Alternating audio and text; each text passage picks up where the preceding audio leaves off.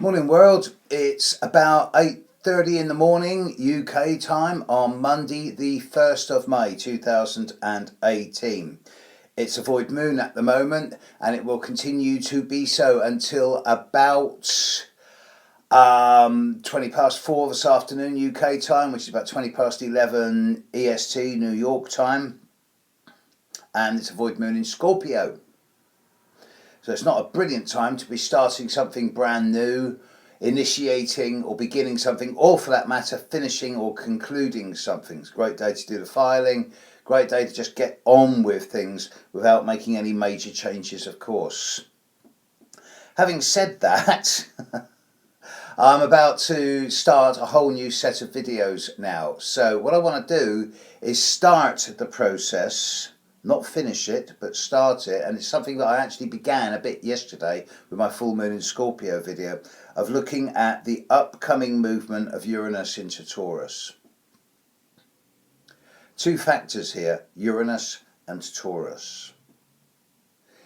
Uranus is the planet of change. He's the king of the gods. I know that Jupiter's the king of the gods because of his size, but Jupiter was the son of Zeus was the son of Kronos, as in Jupiter is the son of Saturn. But Saturn himself is the son of Uranus, or Uranus, as it's commonly known these days.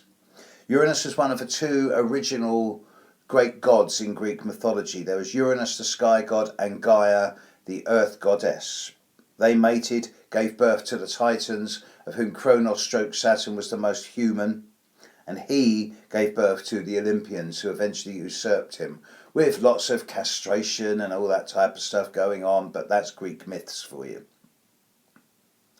Uranus deals with change. Now, the negative side of change can be chaos and drama, disruption, having the rug pulled from underneath your feet, sudden, unpredictable changes in circumstances that send everything spinning. It can be major changes to plans all of a sudden, spontaneity in the most negative sense. At a neutral level, Uranus does deal with spontaneity. How a planet nearly 2 billion miles away, but you can only see with a naked eye at a very, very faint electric blue blur from the middle of the Sahara Desert, can have such an effect upon oneself is a question for the theorists. But Uranus does seem to work pretty much to the day by transit, certainly to within a week or two. And that's why Uranus has a connection with time. It's the bigger brother of Mercury. Mercury deals with lower communication, mind, reading and thought. Uranus deals with higher communication, space travel, computers, new technology. Uranus deals with innovation at the positive level, novelty, stimulus and adventure. It's about independence, freedom and liberty. When Uranus was discovered, it was the time of the American and the French Revolution, so it involves revolution. And it is connected with electricity. Uranus was discovered at the same time as the birth of Faraday, the modern founder of electricity. Taurus is a fixed sign. It's a fixed earth. It's the only fixed earth sign. Taurus is associated with materials, money, possessions, food and assets. Taurus is also associated with what it is that is of value and worth to oneself, what one appreciates and enjoys, what one is turned on by, which is why Venus is so strong in Taurus. Hence, Taurus has an association not only with food, but also with music, passion, and anything that brings a feel-good factor. Taurus is also associated with the earth. Taurus is the green field, the green and brown fields, the green trees, it's the flowers, it's the fruit and the vegetables. Uranus is moving into Taurus. This is going to create major changes in the way that money is managed in the world. I know currently the current Swedish attempt to eliminate cash and make the cashless society.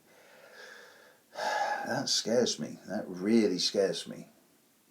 The days of barter and trade will return if that becomes the norm. but there will be a change. Regardless of people's fears of cryptocurrency and a global currency, the current situation is completely and utterly out of hand.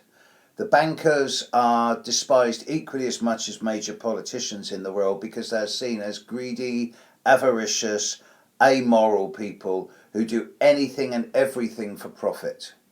So, to my mind, anything's better than the current system, because when you have 1% of the world owning 80% of the wealth, there's something fundamentally wrong. And hopefully a global currency will change that. At the same time, Uranus moving into Taurus is hopefully going to bring a much greater change to our attitude towards the environment. Because there's only one planet. I've done stuff before on babies being born in space or on different planets, but that's not going to happen in the near future. And by the time that could happen, I think we'll be ready. This planet will probably be screwed.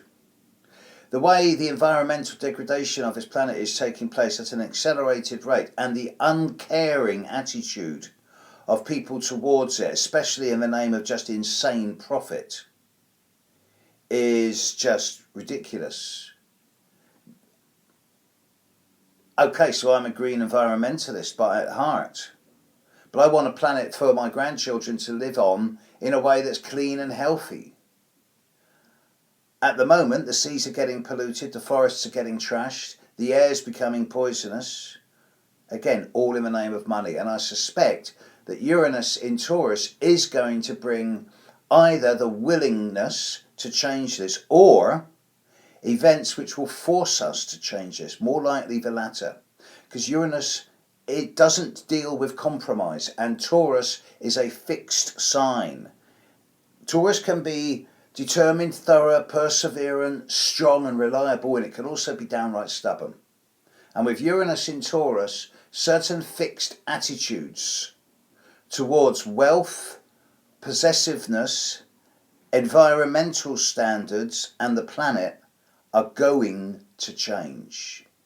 Now I suspect we will see the first signs of this in the second half of this month, with Mercury and Uranus moving together into Taurus within 48 hours of each other, at the same time as Mars begins a long-term journey through Aquarius. I do suspect that in the second half of this month, with Mercury in Taurus, we will see the first words around how these changes will take place. It's going to be an interesting month. Uranus hasn't been in Taurus for 77 years. It last moved into Taurus in 1934, which was the rise of the right in Germany, as well as the recovery of the stock market from the Great Depression and the rebuilding of financial systems. 84 years on, let's see. Meanwhile, today, void moon. Do the filing. Catch you later, world. Bye.